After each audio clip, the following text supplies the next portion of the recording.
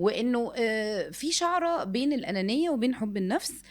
طيب ايه الفرق لو هنقوله سريعا؟ انه الانانيه يعني انا مش بفكر في اللي حواليا خالص، انما حب النفس انا بحب نفسي عشان اعرف احب اللي حواليا اكتر. ده الفرق. ده اللي يعني لو انا حبيت نفسي كويس او قدرت نفسي وحسيت ان نفسي تستحق ده، ده هينعكس على الاخرين.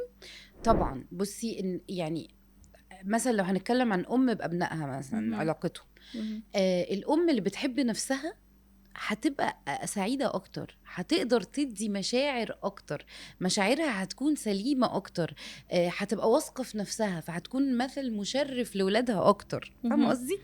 إنما الأم الأنانية فهي هتنسى ولادها خالص ومش هتفكر غير في نفسها. ده الفرق. نيجي بقى للي ما بتحبش نفسها ولا حتى أنانية، هي كارهة حياتها، فهي كل ما بيكلموها مش قادرة تدي مشاعر، مش قادرة تبقى مثل مشرف ليهم. لما تروح لهم المدرسة بيتكسفوا من وجودهم، أول ناس هيبدأوا يتكسفوا لأنها بتهمل في نفسها، ما بتحبش في نفسها. وحب النفس ده داخل فيه حاجات كتير قوي، الاهتمام بالنفس، الشكل يبقى أحلى، وحاجات كتير جدا. طب